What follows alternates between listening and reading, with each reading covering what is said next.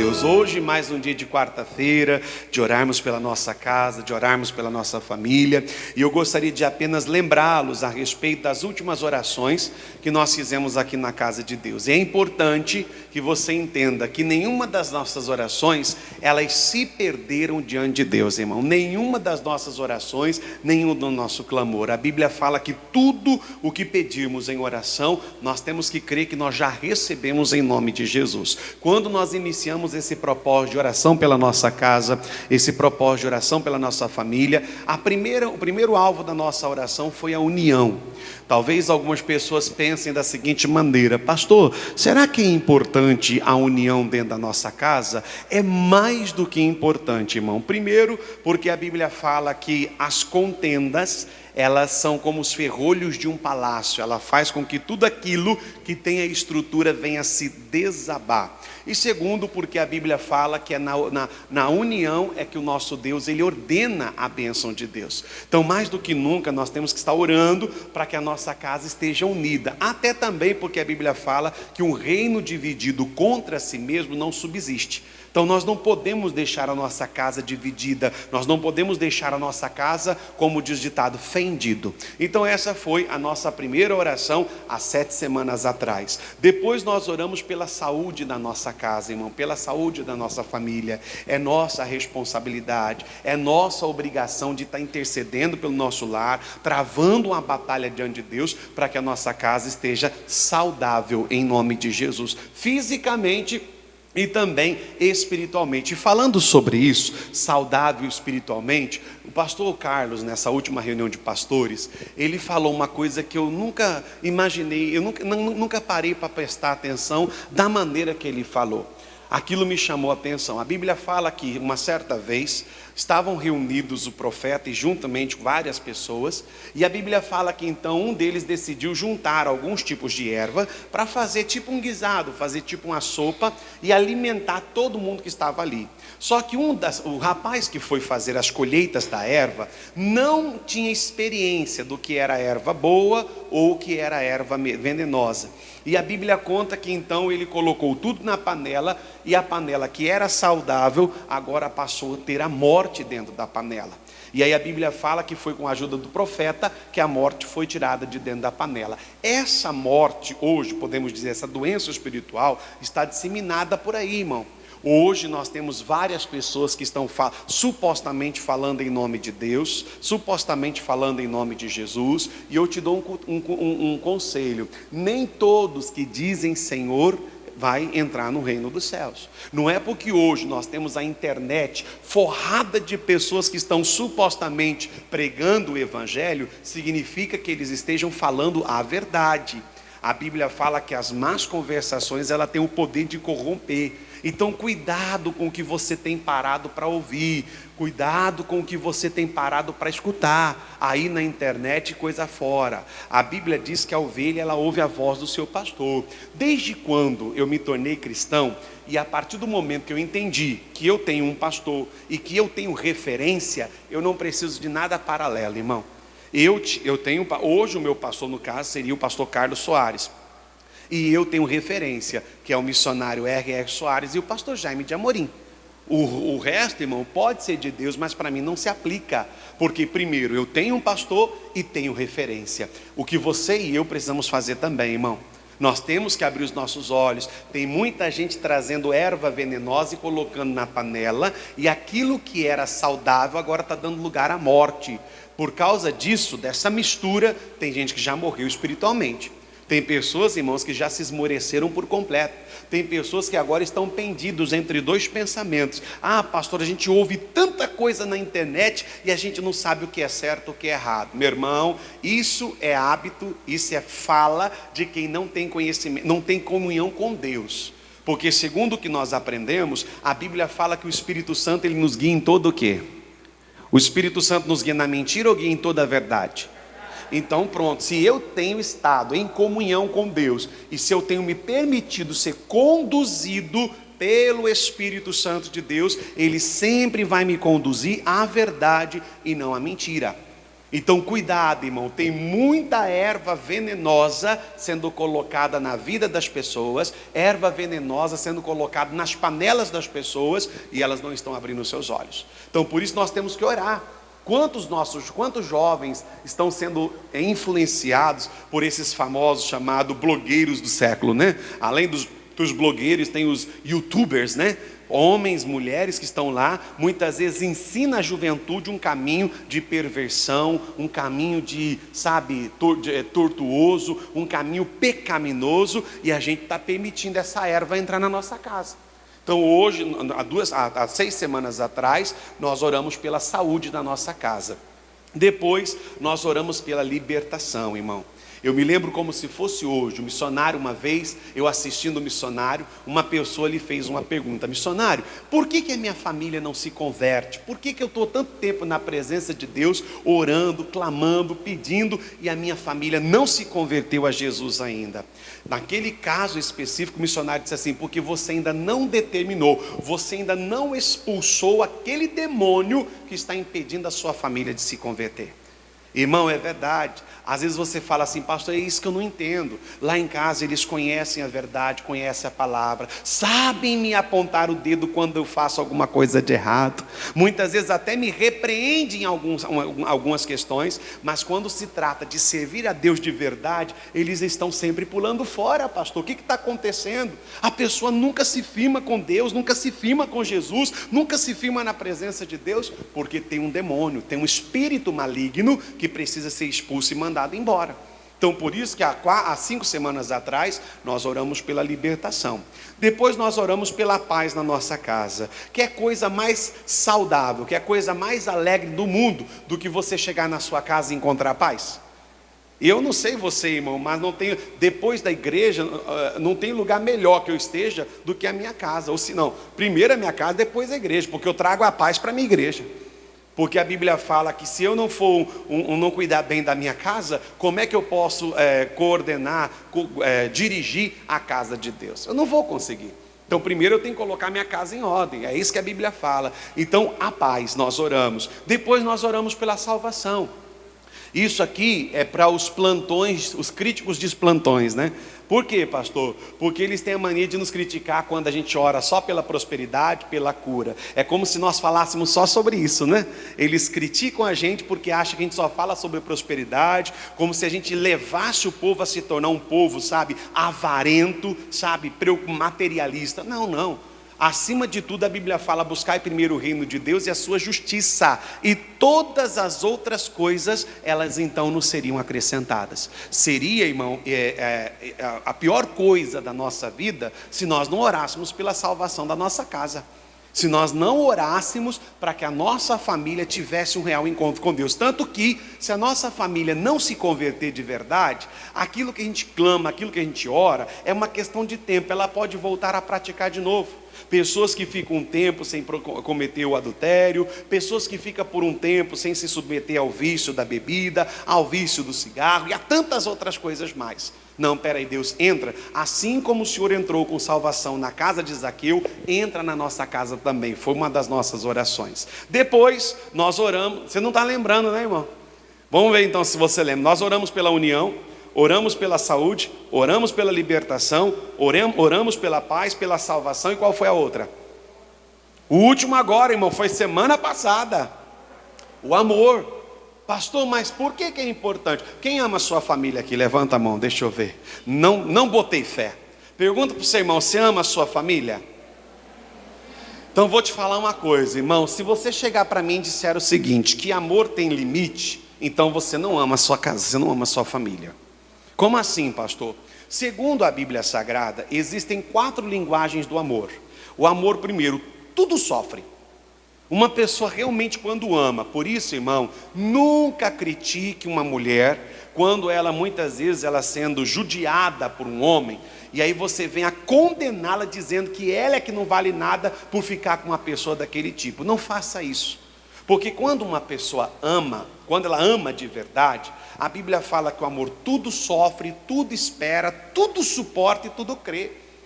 É muito fácil a gente falar quando o nosso coração não está amando aquela pessoa. É muito fácil você falar, larga esse, larga aquela, deixa isso, deixa aquilo, quando o seu coração não está apegado. Agora, quando o coração de uma pessoa está apegado, a coisa é outra, irmão. Sabe aquela pessoa que sempre acredita que a pessoa vai mudar.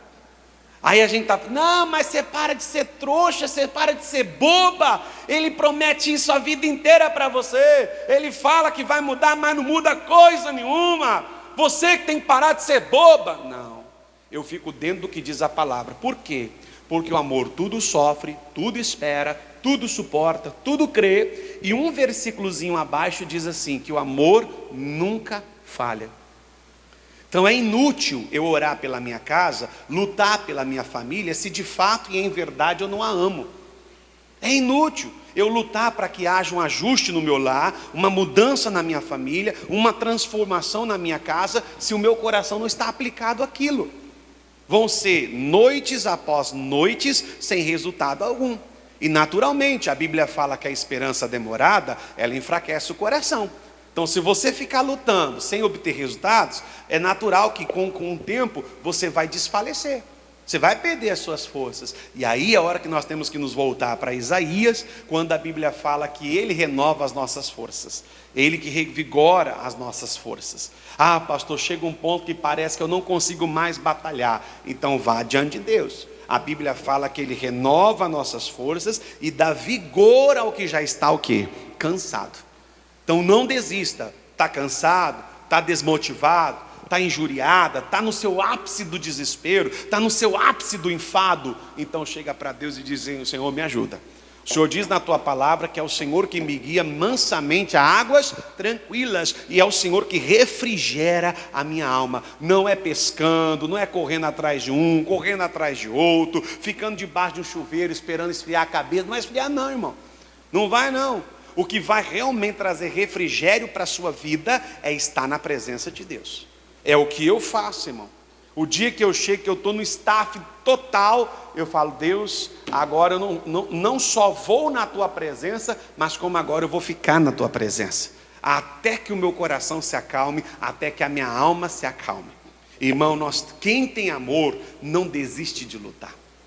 Tudo sofre, tudo espera, tudo suporta e tudo crê. E hoje é o nosso encerramento do nosso propósito. Naturalmente eu vou recolher todos os caderninhos de oração. E hoje nós vamos estar orando pela prosperidade do nosso lar, irmão. Nós vamos estar orando pela prosperidade da nossa casa. Porque é muito triste quando uma só pessoa se torna o sustento do lar. Você está entendendo? Sobrecarrega uma pessoa. E depois a outra também pode se sentir, como posso dizer assim, um inútil, uma inútil, um peso para as pessoas. E é isso que o diabo quer. Não, nós vamos orar para que Deus abra as portas de trabalho para os filhos, abra a porta de trabalho para o marido, para a esposa, enfim, que Deus venha prosperar em todos os sentidos, não só financeiro, mas também em outras áreas também, em nome de Jesus. Amém, pessoal? Então, nas últimas 7 semanas, nós oramos por cada um desse tópico. Se você levou a sério, você tem o seu caderninho de oração aí. Cada dia você teve aí o seu propósito de oração, a gente orou, apresentou a Deus, e hoje nós iremos recolher. E quarta-feira passada, nós começamos um culto, uma mensagem aqui na igreja, que fala sobre a reputação. Uma reputação é uma coisa muito séria, pessoal. Existe um ditado que diz que o que chega antes de você é a sua reputação, a sua fama.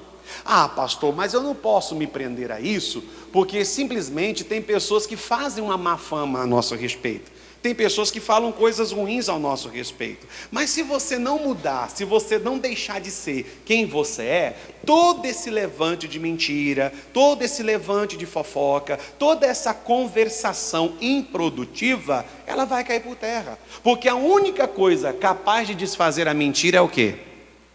A verdade. Então pronto, eu não preciso me justificar, eu não preciso correr atrás e provar alguma coisa para ninguém. Irmão, você perde a sua bênção quando você corresponde à provocação.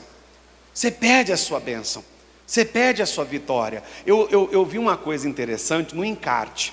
Suponhamos que esse altar aqui seja um penhasco, muito alto, um despenhadeiro aqui, ó, tá? E aí tinha um animal, um cachorrinho aqui, e tinha um passarinho. Só que passarinho sabe o quê? Voar, cachorro sabe? Não. Então o passarinho vinha e dava um rasante e provocava o cachorro. Vinha, dava um rasante e procurava o cachorro. Até que na terceira vez que ele deu um rasante e provocou o cachorro não aguentou e pulou contra o passarinho. Mas o passarinho voou e o cachorrinho se espatifou. Ou seja, se ele não tivesse cedido à provocação, ele teria morrido?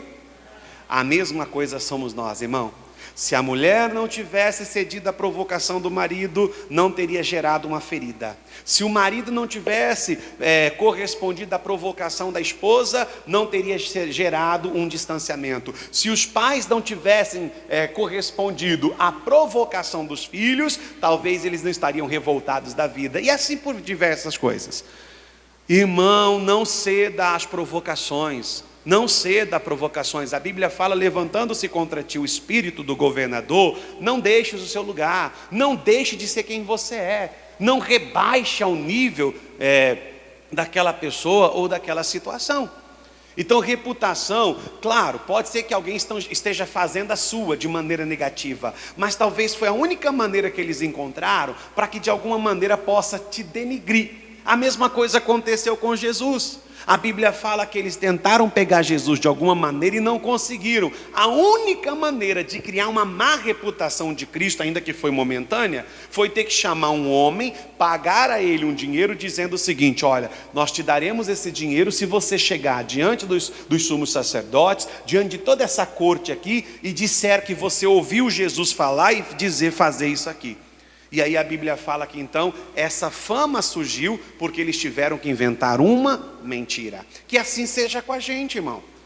Se alguém tiver que falar alguma coisa ruim a meu respeito, se alguém tiver que falar alguma coisa ruim a teu respeito, que seja feita uma mentira, porque você vai estar em retidão, você vai estar em obediência. Então reputação é um conceito, é uma opinião pública de alguém que vem de fora. Agora, o que você tem que se preocupar é que reputação você está deixando, que reputação você está dando. Essa é a minha preocupação. A Bíblia fala que mais vale o bom nome do que as muitas riquezas. Tem gente que não preocupa com o nome não, eu preocupo com o meu, irmão. Por isso que a experiência e o tempo me levou a ter um posicionamento. Eu não concordo, eu não aceito que ninguém fale no meu nome. Então até te dou um conselho: se um dia alguém disser, falar alguma coisa lá na sua casa, ou chegar até você alguma coisa, falando que o pastor disse, você tem o meu telefone para você entrar em contato comigo e falar: pastor, é isso, procede ou não? Irmão, eu te garanto que se proceder, eu vou ter a maior clareza de falar. Mas se não procedeu, também vou dizer: não procedeu. E aí se a pessoa não acreditar, aí já não é mais um problema meu. Eu sou responsável pelo que eu falo, não pelo que as pessoas acreditam lá fora. Eu sou responsável pelo que eu falo, não o que as pessoas interpretam. Então nós temos que entender, a reputação eu também faço ela. Eu forjo a minha reputação, eu crio a minha reputação. E qual tem sido a nossa reputação? Diante de Deus, diante dos homens e lá no inferno. Uma frase eu ouvi há muitos anos, alguns anos atrás, que dizia o seguinte: toda pessoa que está bem com Deus, ela é reconhecida no céu, respeitada na terra e temido no inferno. Esse é o perfil de uma pessoa de boa reputação diante de Deus. É admirado, é reconhecido no céu, é respeitado aqui na terra e é temido lá no inferno pelo diabo. Não, fulano tem temor de Deus. Esses dias mesmo eu vi um vídeo quando uma pessoa falou assim, ela testemunhando, que um dia ela foi fazer uma macumba para uma pessoa cristã. E chegou lá e falou assim: ó, eu quero fazer uma macumba para essa pessoa assim, ela é evangélica. Aí o cara lá do terreiro falou: não adianta, a gente não faz coisa contra esse povo, que não adianta, contra eles não vale encantamento. E não vale mesmo, irmão, contra nós não vale, contra você não vale. Mas qual é a reputação que você tem deixado? Qual é a reputação que as pessoas têm a teu respeito? Qual é a reputação que qual é a marca que você como pessoa de Deus tem deixado? Semana passada nós estudamos a primeira, pegando como exemplo Jesus. A Bíblia fala no livro de Marcos 1, do versículo 9 ao 11, que Jesus, depois de uma certa situação, ele ouviu uma voz que saiu do céu dizendo: este é o meu filho amado em quem eu tenho me comprazido, ou em quem me comprazo, ou em quem eu tenho tido alegria. Jesus, ele vivia de tal maneira que lá no céu ele causava alegria ao coração de Deus. Ah, pastor, mas pudera, né, pastor? Pudera, Jesus é o Filho de Deus. Eu tenho que falar porque você sempre tem alguém assistindo essa palavra ou ouvindo hoje pela primeira vez. Mas a Bíblia fala que Jesus, ele deixou toda a sua prerrogativa divina e veio à terra como homem. A Bíblia fala que ele veio sujeito a passar e a enfrentar todas as coisas que nós enfrentamos, até porque ele deveria fazer isso para nos ensinar, que se ele venceu, olha para o pastor aqui à frente, se ele venceu, nós também podemos vencer. Então não vem com essa de dizer, não, porque Jesus é Jesus e ele pode todas as coisas, isso é claro. Mas a Bíblia fala que ele foi tentado, o diabo tentou Jesus com o intuito de convidá-lo a pecar. E a Bíblia fala que Jesus não cedeu a essa tentação. Jesus não cedeu a esse tipo de provocação. Ou seja, ele trouxe alegria ao coração de Deus. E aí nós lemos em 3 João, capítulo 1, versículo 1 ao 5, que a Bíblia fala que existem duas coisas que causam alegria ao coração de Deus. A primeira é a verdade. Não há maior alegria do que essa de ouvir que os meus filhos andam na verdade. Então preste atenção, irmão, não basta você só vir à igreja, não basta você só vir aqui, receber uma oração do pastor e voltar para a sua vida do dia a dia e permanecer nos mesmos atos, nas mesmas obras. Corre o risco até de acontecer coisa pior, por dois motivos. Por quê, pastor? Primeiro, porque a Bíblia fala, ai daquele por quem vier o escândalo. Jesus disse que é impossível que os escândalos não aconteçam. Por isso que você e eu, mais do que nunca, já temos que estar preparados pelo que possa vir aí à frente, irmão. Hoje a gente vê alguma coisa errada relacionada a alguns líderes cristãos e às vezes pessoas de expressão, a gente fica assim, meu Deus, como pode? É um homem de Deus, mas é por isso que o escândalo existe. É por isso, o diabo sabe como trabalhar. Eu me lembro há muitos anos atrás que eu dei esse exemplo. Suponhamos, se você ficar sabendo que um irmão qualquer da igreja aí, você não, só conhece de vista, de repente andou se engraçando com uma outra irmã da igreja, e de repente essa irmã aparece o quê? Você vai se assustar? Você vai desviar? Você vai sair da igreja? Você vai falar, você vai dizer o quê? Problema deles. Onde já se viu uma coisa dessa? Conhece a verdade, conhece a palavra, como é que faz uma coisa dessa? Você não vai, em outras palavras, não é problema meu. Mas aí se você ouve que um pastor fez uma coisa dessa, não, como pode um negócio desse? Está errado. Aí você entendeu o escândalo? Jesus, ele disse que é impossível que os escândalos não venham. Mas ele disse o seguinte, ai daquele por quem vier. Então, repita comigo, eu não tenho, mais forte, diga, eu não tenho como impedir que os escândalos aconteçam, mas posso impedir que seja através de mim. Sabe o que isso envolve você? Também na mensagem que você leva. Cuidado com o que você leva, cuidado com o que você coloca para as pessoas. A pessoa só vai lá e faz o que chamamos hoje de Ctrl+V, Ctrl+C, Ctrl+V. Vai lá, viu, pegou e já leva para os outros. Mas você nem sabe se aquilo é verdade. Ah, pastor, eu só compartilhei para as pessoas ficarem sabendo. Pois é, você está compartilhando com a difamação. Você está sendo conivente com uma mentira, com uma fofoca, com uma coisa errada. Existem situações que ainda que eu saiba que é verdade, eu não tenho nada a ver com aquilo. Cabe a mim fazer o quê? Orar diante de Deus. Não é que a Bíblia fala? Orai uns pelos outros. E isso é o que a Bíblia fala. Isso é o que a Bíblia diz. A gente fica sabendo de alguém da nossa família que fez alguma coisa, e às vezes a gente já corre lá nos outros para perguntar, você ficou sabendo? Não, você não tem que fazer isso. O que a pessoa fez já é uma vexação, já é uma vergonha. Talvez a pessoa já até se arrependeu. E aí você continua para que a vergonha e a humilhação dela continue aumentando. Não faça isso. Chega diante de Deus e diga a Deus: Senhor, aquilo não era certo, aquilo não é correto. Talvez foi no momento de bobeira ou até mesmo no momento de fraqueza. E o Senhor me deu uma palavra. Qual que é a palavra que Deus diz? Que aquele que está forte, então tem a responsabilidade de ajudar quem está o quê? Então, se eu não posso chegar até aquela pessoa, eu vou chegar diante de Deus e Deus vai chegar até ela. Eu vou chegar diante de Deus e Deus vai chegar até ela. E Deus vai ajudar, Deus vai levantar, porque Deus não se alegra com cair, Deus se alegra com o levantar do homem. Irmão, Deus não tem prazer na sua queda. Então, um conselho de Deus: não tenha prazer na queda de ninguém. Se Deus não fica feliz quando você erra, se Deus não fica feliz quando você tropeça, se Deus ele não se satisfaz quando você erra, então esse é o sentimento que tem que existir em nós também.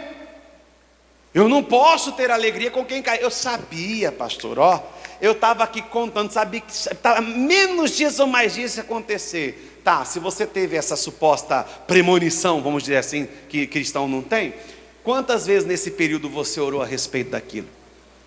Quantas vezes você se colocou diante de Deus dizendo: Deus, não deixa, não permita, não deixe isso acontecer, eu não aceito isso, Deus, está amarrado, está repreendido. Às vezes nem uma. Qual é a minha reputação? É a verdade. Depois a Bíblia fala que foi a fidelidade. Se você não sabe, fidelidade é qualidade daquele que é fiel. E fiel, você sabe o que significa? É aquele que não falha, é aquele que não vacila, é aquele que não escorrega. Agora olha para o irmão que está ao seu lado e fala assim: você tem vacilado, não tem?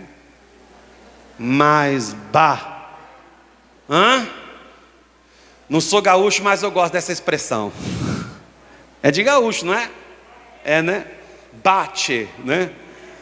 Mas o meu tchê não sai igual o tchê deles, então vou ficar só no bah. Pelo menos bah dá certo, né? Mas né? Barbaridade, né? Esse aí também é, não é? Né? É ou não é? Aí eu vou voltar para a minha cultura. Vote. Vou voltar para o vote, né? Vote. Aí o voto crente, misericórdia, né? Mas então, tem muita gente vacilando. Vacila na hora que fala, vacila na hora que comenta, vacila na hora que compartilha coisa. Peraí, isso aqui não vai edificar a vida de fulano, não vai edificar a vida dos meus filhos, não vai edificar a vida do meu marido, não vai edificar a vida da minha esposa. Então eu tenho que ser cauteloso, eu tenho que levar minha família para longe da ruína, eu tenho que levar minha casa para longe da destruição. É minha responsabilidade, é nossa responsabilidade. Repita comigo: é minha responsabilidade levar a minha casa, levar a minha família para longe da ruína, para longe da destruição. Irmão, você quer sua família abençoada nos próximos anos, sim ou não? Então poupe ela de notícias desnecessárias. Poupe a sua família de informações desnecessárias, porque tem coisa que até mesmo se nós não tivéssemos ficado sabendo, seria melhor. Mas tem coisas que são inevitáveis, tem coisas que a gente não consegue evitar, mas a partir do momento que acontece com a gente pode evitar que aconteça com alguém. A gente pode evitar. Então a Bíblia fala que duas coisas fazia Jesus causar alegria no coração de Deus: andando na verdade e a fidelidade. São duas coisas que nós precisamos ter. E a segunda, isso diante de Deus. E diante dos homens? Qual era a reputação de Jesus, irmão? No livro, eu coloquei em Mateus 16, mas no último instante o Espírito Santo mudou. Mateus capítulo 8, versículo 23. Vamos ver qual que era a reputação de Jesus? Mateus capítulo 8, versículo 23. Vamos lá? Diz assim, Jesus apazigua a tempestade. E entrando ele na onde, pessoal? Na onde? Seus discípulos fizeram o quê? O seguiram. Irmão, será que nós temos uma reputação tal, de maneira que a nossa família também queira nos seguir? A pergunta que o Espírito Santo quer que você faça a si próprio hoje: Será que a minha reputação motiva a minha família a seguir ou desistir de seguir? A minha reputação que eu deixo para minha casa, para o meu lar, a sua reputação como esposa, faz com que o seu marido repense a sua atitude? A sua reputação como marido faz a sua esposa refletir? Qual é a nossa reputação? Porque se temos uma boa reputação, irmão, é como nos dias de hoje, todo mundo quer ser igual. Se faz fama, se chama atenção, pega esses caras que são influentes aí fora. Lembra na época do Ronaldinho? Hoje ele está igual eu. Mas lembra na época do Ronaldinho? Como que era o cabelo dele? Primeiro era só rapado no parece, ou no meio, não sei. Todo mundo rapou a cabeça, irmão. Se deixar, até as mulheres queriam rapar a cabeça. Todo mundo. Uma vez eu me lembro que foi bem no início que saiu aquele negócio de maquininha, que começou a ter essas maquininhas de cortar cabelo. Antes não era tão forte, era só o corte mesmo. E aí surgiu esse negócio de maquininha. E um amigo meu, estava lá na casa dele, a irmã dele trouxe uma maquininha. E falou assim: ô Décimo, deixa eu cortar seu cabelo. Eu falei assim: você está doida? Você não sabe cortar cabelo? Não, mas é na maquininha. É só colocar um número aqui, outro número aqui, vai ficar tranquilo, pode ficar de boa. Aí eu falei assim: você não vai errar? De jeito nenhum, pelo amor de Deus. Não, não vou não, deixa. E eu sentei, irmão. De repente ela ligou a maquininha, fez zoom. Eu só ouvi assim, ó, oh. Eu falei assim: o que você fez? Eu errei o número. Irmão, e aí eu tive que rapar o cabelo todinho. E aí eu só acredito, isso era por volta de 2 horas da tarde. Eu fiquei até 6:30 da tarde na casa dela, até escurecer para ir embora. De vergonha. Mas o outro dia eu tinha que ir para a escola do mesmo jeito. Você está entendendo? Cheguei lá, todo mundo achou que eu estava na onda do Ronaldinho. Não tinha como. Não era impossível. Depois passou um tempo, o que ele fez? Colocou um troço aqui, ó. Não foi? Você lembra? E o que deu de gente com o cabelo assim, irmão, não é brincadeira. Fez influência. E aí por afora vai. As pessoas queriam seguir. O nosso caso aqui é espiritual. Porque, irmão, todo o nosso esforço de oração diante de Deus vai ser em vão se não estivermos sendo bom testemunho para dentro da nossa casa. Esquece essa questão de faz o que eu falo, mas não faz o que eu faço. Isso é hipocrisia, irmão. O pai está lá com um baita cigarrão na boca, quando vê, de repente descobre que o filho está fumando, ele vai lá e fala: se eu ver você colocar esse troço na sua boca, eu quebro os seus dentes. Mas é pura hipocrisia. Você está com um baita de cigarro na boca e quer repreender o seu filho? Ou você esqueceu que nem sempre os seus filhos vão seguir os seus conselhos, mas sempre vão repetir os seus exemplos? Entenda isso: seus filhos, meus filhos, nem sempre vai obedecer os nossos conselhos, mas sempre vai repetir os nossos atos, os nossos exemplos, o nosso procedimento. Então, você já ouviu falar que muito mais vale uma atitude do que 1000 palavras? Então, peraí, eu tenho que ser essa pessoa mais equilibrada, controlada. A Bíblia fala que os discípulos quiseram seguir Jesus quando ele entrava na onde? Você acabou de ler, irmão. Quando ele entrou na onde? No barco. Claro que aqui, na leitura que nós estamos fazendo, o barco representa o barco mesmo. Só que, na teologia, salvo engano, existe uma matéria que se diz tipologia bíblica. O que é a tipologia bíblica? É você pegar elementos da Bíblia e trazer para os dias atuais. Por isso que barco, na Bíblia, nem sempre representa aquilo que a gente coloca na água. Barco também tem como representação a igreja de Deus.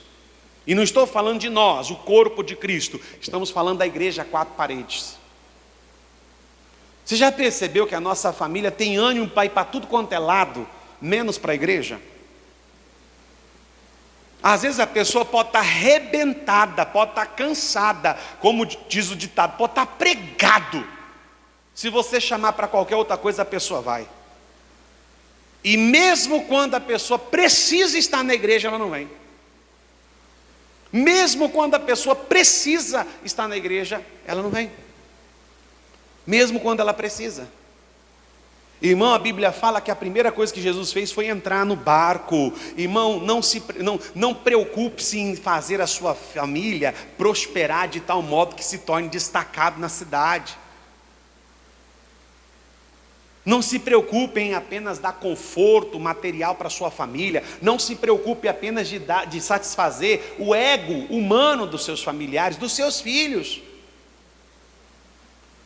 Se preocupe de levar sua família a estar na casa de Deus, a entrar na presença de Deus. Sabe o que mais me revolta hoje? Posso falar sim ou não?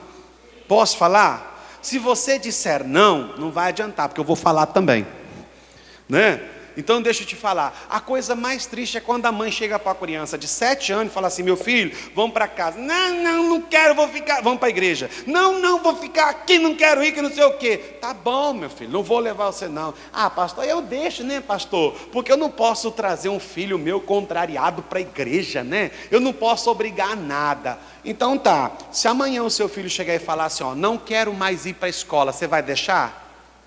Você vai deixar? Ah, então você não pode obrigar o seu filho a ir para a escola. Você não pode obrigar o seu filho a ir para a escola. Mas se o seu filho falar que não vai para a escola, é 2 ou 1, você já passa a mão em alguma coisa e fala, ou você vai cantando ou você vai chorando. Qual você prefere? Qual dos dois você prefere? Você leva a criança a ir para a escola, você leva a criança a estudar. Por que não na casa de Deus? Ah, pastor, porque eu acho que isso não vai dar certo. Se deu certo comigo, irmão, eu tenho certeza que vai dar certo com muita gente.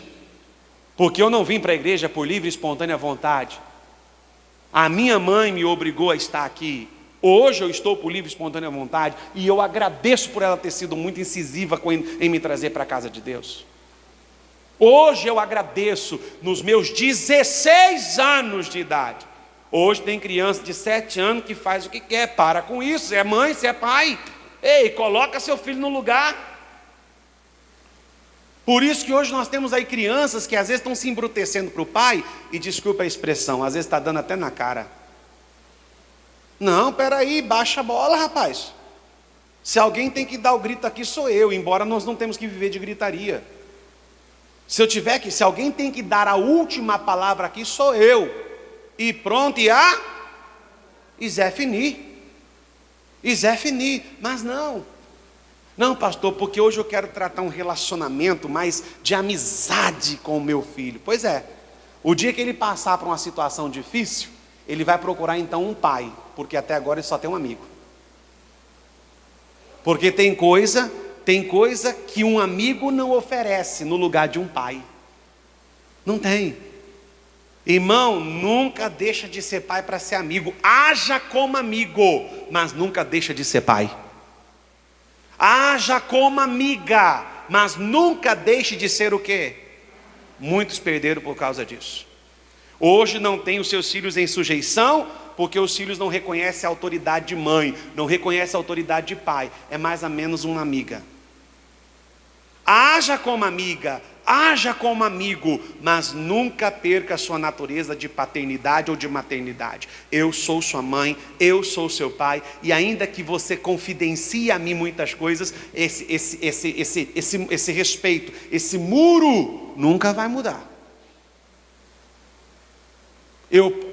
Entenda bem, você vai olhar para o seu filho e vai dizer assim, ó, eu te entendo como uma amiga, eu te entendo como um amigo, porém vou te repreender como pai, vou te repreender como mãe.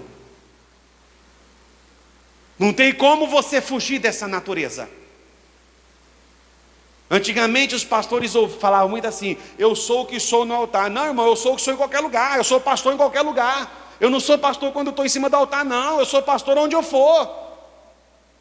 Se eu estiver aqui, se eu estiver no escritório, se eu estiver na minha casa, não, porque em casa eu sou marido. Não, em casa eu vou agir como marido, mas eu não tenho como dividir essa natureza. Eu sou pastor.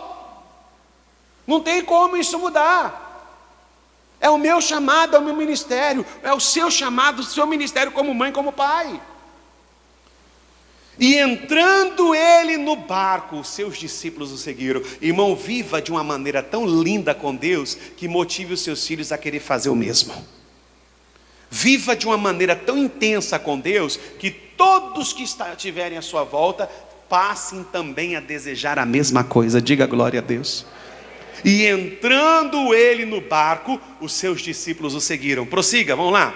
E eis que no mar se levantou uma tempestade tão grande, que o barco era coberto pelas ondas. Ele, porém, estava o quê, pessoal? Irmão, você tem que aprender que em alguns momentos da sua vida, nem tudo tem que ser trazido à reunião. Tem coisas na sua vida que você tem que aprender a tolerar. Tem pessoas que às vezes por causa da intolerância vivem uma casa conturbada, uma casa de contenda. Até o que precisa ser tratado tem o seu tempo e tem a sua hora, e tem o seu modo de ser tratado. Não, pastor, porque eu sou assim, porque eu sou sincero, porque eu sou sincera, comigo é na lata. Bom, não é assim que Jesus fez. Não é assim que Jesus faz. Porque Ele mesmo nos ensinou que as palavras duras suscitam o quê? Ira, raiva, ódio. Mas as palavras brandas desviam o furor. Pastor, eu sinto que o meu marido anda distante de mim. Mas também, irmã, eu que não sou seu esposo, nem quero atender seu telefone. E aí? É claro que eu estou fazendo apenas uma brincadeira, mas eu acredito que você já entendeu. Só fala de maneira bruta, agressiva, sabe? Sabe aquele ditado de dar coice com a boca? A mesma coisa, Mari, pastor, minha esposa está fria, o senhor tem que fazer alguma coisa, o senhor precisa me ajudar. Vou. Quebrando, sei, e fazendo de novo. Aí sua mulher vai mudar. Aí a sua mulher vai se transformar em uma outra pessoa. Irmão, olha o que Deus está nos ensinando. Tem coisas que pode ser tolerada. Tem coisas que pode ser tolerada. Tem coisas que pode ser deixado para lá. A mesma coisa é o homem. Às vezes o homem quer levar tudo assim nos mínimos, sabe? Principalmente quando se trata de finança. Irmão, é lei da vida. Homem trabalha, marido trabalha para sustentar a família, e mulher vive para gastar. Isso aí, né, irmão? Eita, mas é verdade, irmão. Eu tenho prazer de fazer algo pela minha esposa. Eu tenho prazer. Às vezes eu posso não ter para mim, mas tendo para ela, para mim está ótimo. Porque eu entendi, eu sou mantenedor, eu sou marido, eu sou protetor, eu tenho que cuidar da minha casa, eu tenho que cuidar do meu lar. Tola vai ser ela se ela não valorizar isso. A mesma coisa você, mulher. Hoje nós estamos vendo muita gente partindo para o lado do feminismo, cuidado. Não, pastor, tem que ter igualdade, engraçado. Mas por que quando tem que pegar o balde, o homem tem que vir? Vamos acordar, vamos despertar. Tem coisa que pode ser tolerada. Tem coisas que você pode relevar. E a Bíblia fala que antes disso surgiu uma grande tempestade. Tempestade vai sempre existir, irmão. No casamento, lá no seu trabalho. Não já aconteceu coisa que você falou assim? Hoje eu dou na cara do meu patrão. Hoje eu rebimbo tudo. Hoje eu não aguento mais. E eu não aguento mais não, vamos ter que trocar esse púlpito, irmão, senão eu vou me torar todo aqui. Acho que eu já me cortei aqui no vidro, né? Não, pastor, eu vou lá no meu serviço hoje, mas se aquela amiga do meu trabalho olhar para mim torto hoje, não. Não, hoje eu não deixo não, pastor, eu não deixo passar batido não. Hoje eu estou preparado, eu estou armada, desarma. Misericórdia, misericórdia. Tem coisa que pode ser tolerada, deixa para lá. Irmão, existe um ditado de um pastor que diz que é a maior verdade. Qual você prefere, ser feliz ou ter razão? Eu prefiro ser feliz, irmão. Eu prefiro ser feliz. Mas tem gente, irmão, que prefere destruir a casa, prefere destruir o lar, prefere desfazer o casamento para ter razão. Aí ele faz de tudo para ter razão. Só que aí os filhos já desandaram, a mulher já saiu de casa e ele está sozinho. E agora? Fica com a sua razão. Vive com ela agora. Vamos ver se ela vai fazer comida, se ela vai fazer carinho, se ela vai dar o que você precisa, suprir suas necessidades como homem. Vamos ver se a sua razão vai fazer isso. A mesma coisa é a mulher. Tempestade sempre irá existir, irmão. Não vai ser uma, não serão duas, não serão três, serão várias. E a Bíblia fala que Jesus estava o quê? dormindo. Aprenda, irmão, a não dar importância para aquilo que é irrelevante. A Bíblia fala que tudo é temporal. Vem, mas passa. A tempestade vem, mas ela vai. A chuva vem, mas uma hora ela o quê? O frio chega, mas uma hora ele o quê? E diz que sexta-feira vai dar 14 graus aqui, hein? Estou pagando para ver. Estou pagando para ver. Eu vendo a minha sogra para ver se isso é verdade. Eu estou pagando para ver, irmão. Você não tem noção que eu estou esperando. Diz que na Chapada vai dar 8 graus. Cuiabá diz que vai dar 10. Ah, mas só acredito vendo. Né? E tomara Deus que faz, né? Não tem problema não. Né? Agora vamos voltar para aquilo. Pare de dar importância. Jesus nem se preocupava com a tempestade. Você dá muita atenção para aquilo que vai embora. Você se preocupa muito com aquilo que é passageiro, irmão.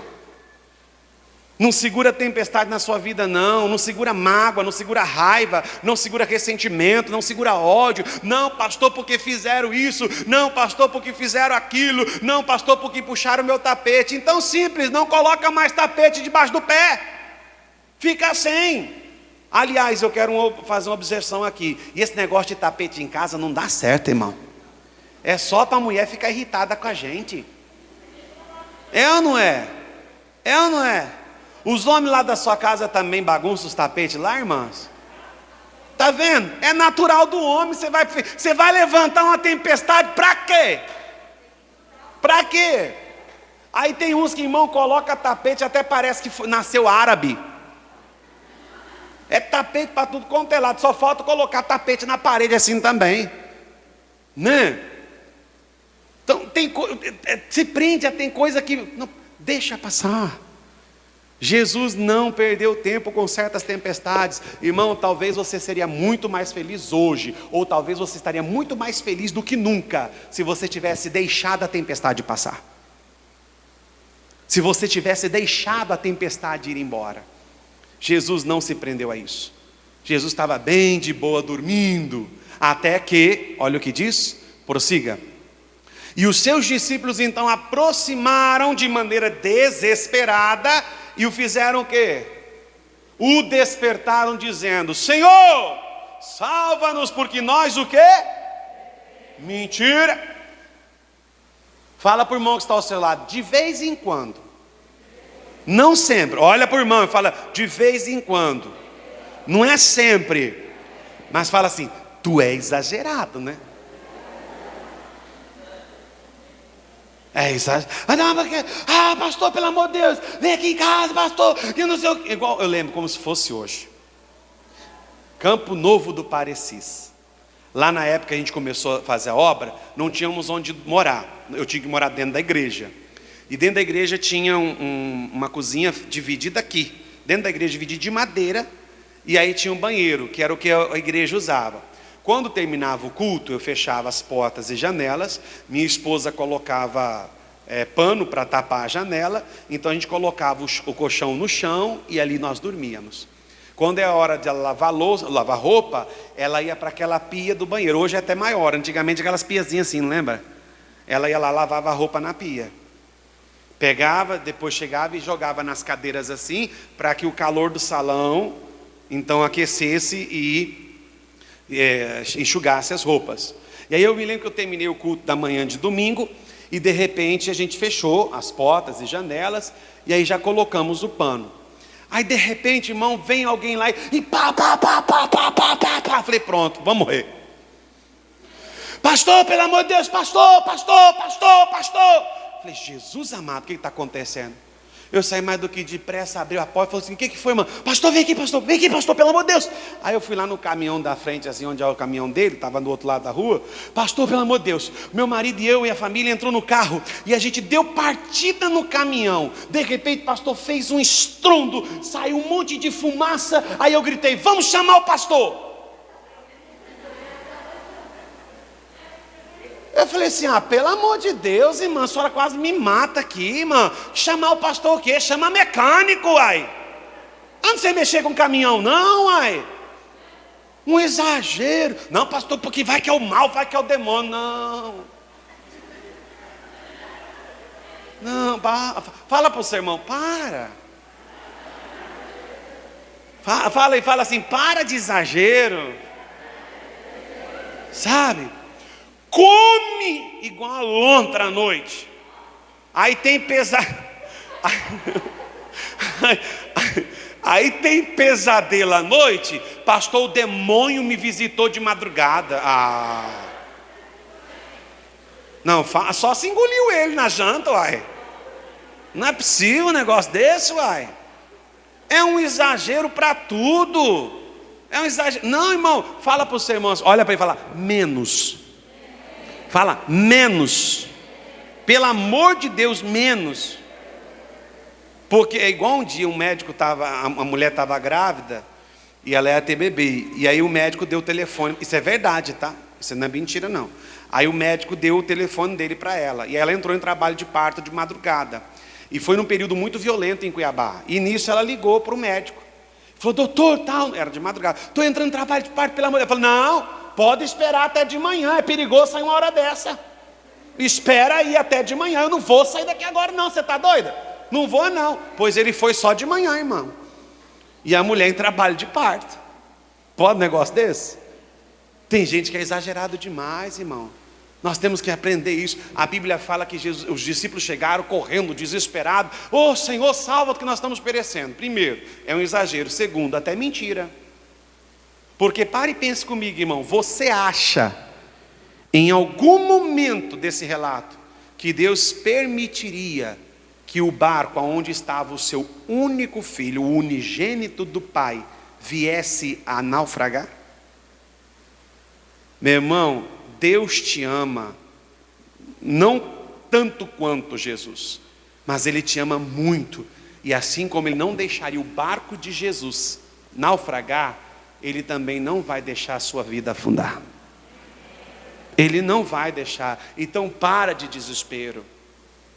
Para de fazer loucura na vida. Para de achar que tudo está contra você, que o mundo vai desabar. São tempestades. Assim como elas vêm, elas também vão, em nome de Jesus. Existem tempestades, são tempestades da maneira, apenas se abriga, procura um lugar de refúgio. Não é à toa que o Salmo 91 nos ensina isso, vamos ver? Olha lá o Salmo 91, versículo 1, olha o que diz lá, em nome de Jesus. Veio a tempestade, busca lugar de refúgio, aquele que habita no esconderijo a sombra do Onipotente, o quê? Época de tempestade, busque abrigo. Época de tempestade, busque refúgio em Deus. Porque aquele que habita no esconderijo do Altíssimo, a sombra do Onipotente descansará.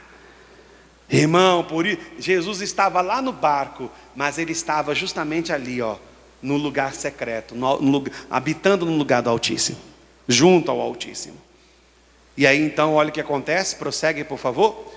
Continua lá, no Mateus 28, 20, tá onde nós estávamos. E chegando, Mateus 8, versículo acho que 24, irmão. E entrando ele, prossegue. Que o barco era, prossegue. E os seus discípulos aproximando-se o despertaram, dizendo, Senhor, salva-nos que o quê? Prossiga. E ele disse, por que temeis homens de pequena? Então levantando-se Jesus, repreendeu os ventos e o mar, e seguiu-se uma grande... Agora preste atenção. E aqueles homens se maravilharam, dizendo, quem é este que até o vento e o mar lhe obedece? Meu irmão, o mesmo capitão está aqui nessa noite para repreender o vento e o mar. O mesmo Senhor está aqui nessa noite, e a tempestade que acha que vai se instalar hoje, com um sopro de Deus, ela vai para muito longe da sua vida, em nome de Jesus. Quem crê nisso, diga glória a Deus. Vamos aplaudir o Senhor Jesus, porque Ele merece.